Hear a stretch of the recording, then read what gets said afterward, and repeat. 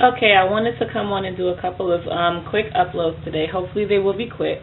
I wanted to record some things early and then to upload at a later date, because what tends to happen is, same thing with my blog, I have so many things I want to talk about and I'm so quick to get those things out, and then there's a lag.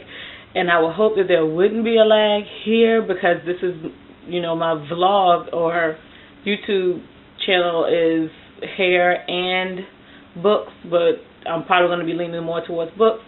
But just in case, I'm going to delay posting the 2 videos that I'm going to record today. So my first video is going to be about my favorite books of all times, like books that I love and have read, will read again, have read again. So, and these are actually in no particular order. Okay, the first book that I'm going to put on the list is the Chronicles of Narnia. This is the whole series. I actually went and purchased the whole series because when I first read the series, I borrowed, I think, the first 2 books, which are The Magician's Nephew and The Lion, the Witch, and the Wardrobe. Books 3 through 7 I own, but by the time I was ready to buy, I thought, I own the other ones. Maybe I should buy 1 and 2. I couldn't find 1 and 2 on the shelf. This was readily available, so instead of trying to order them online, I just bought the big paperback version. I may still order it online because my favorite, and I'm going to open it up to it so I can show you the cover art. Or what is the cover art. My favorite story in this series is The Magician's Nephew, and hopefully that comes across well. It's the first in the series, and of course when this was originally written, it wasn't written 1, 2, 3, 4, 5, 6, 7. They were put in order much later. But The Magician's Nephew is just it's a really magical story, and my favorite part is when Aslan creates the land of Narnia. I mean, it is just absolutely beautiful, and my imagination is, in my opinion, wonderful. And so the way that it's described in the book, in the story, is so vivid, and it's just perfect, and that is one of my favorite. I've read all of the books, but I will read The Magician's Nephew over and over and over again. Next is The Neverending Story by Michael Ende. I actually read this book as an adult. I did not know that it was a book. I was first introduced to this story as a child through the movie. I think when I got in my teens, I realized that the book was so much more than what was in the movie. But I couldn't find it, and of course, as a teenager, they didn't have it in my school library. They had it in my county library, but as a teen, I didn't have a car, and I was exceptionally busy in after-school activities and things at church, so I really didn't have the time. By the time I was heading home, things were closed.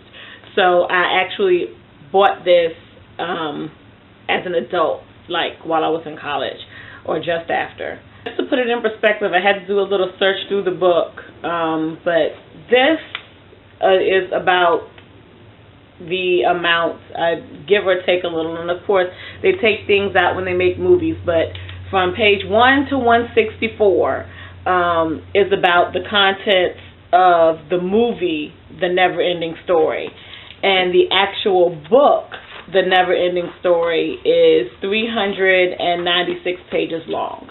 So there's much more to the story than what's in the movie. And the book itself, the part that is the movie, is great. I bought the old movie on the DVD, and I still watch it about twice a month.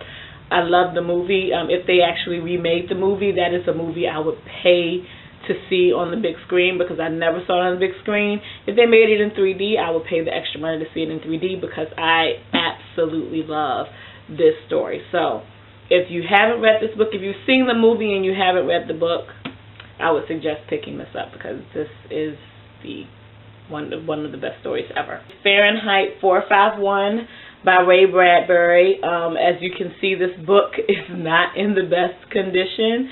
That is because I have read it about 6 times. It was assigned reading in high school, and I liked it so much that I never returned it. So yes, but I have made good use of it. I have read it cover to cover, time and time again. I watched the movie, and whenever the movie comes on demand, I watch the movie.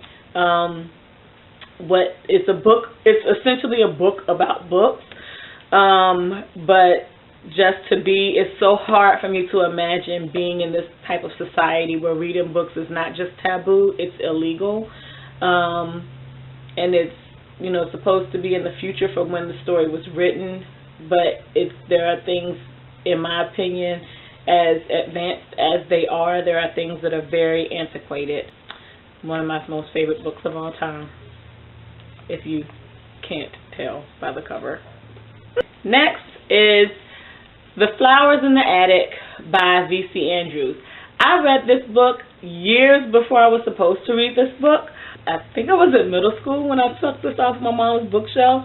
So I started reading it and hid it so that she wouldn't notice that it was missing or find it in my room. And this is another one I have read. I think I've read this book about 4 or 5 times, and I watch the movie all the time. And this is another book that is in horrible condition, but I love the condition that it's in because it's been well loved. It's such a good story, and reading this book when I started an obsession with V.C. Andrews, and I believe I have read every book she has written from this would have been published at a time when I wasn't even supposed to be. This was published in 1979. Wowzers! But I think I read this in the early 90s when I was in middle school. So I have read every book up until then, including her teen series, which all of her books essentially have teenage main characters. And what's amazing is, today, with the way writing is done today, with the whole young adult field and everything, her stories would actually be YA novels, even though they do have quite graphic sexual content. So, favorite. I absolutely love this story.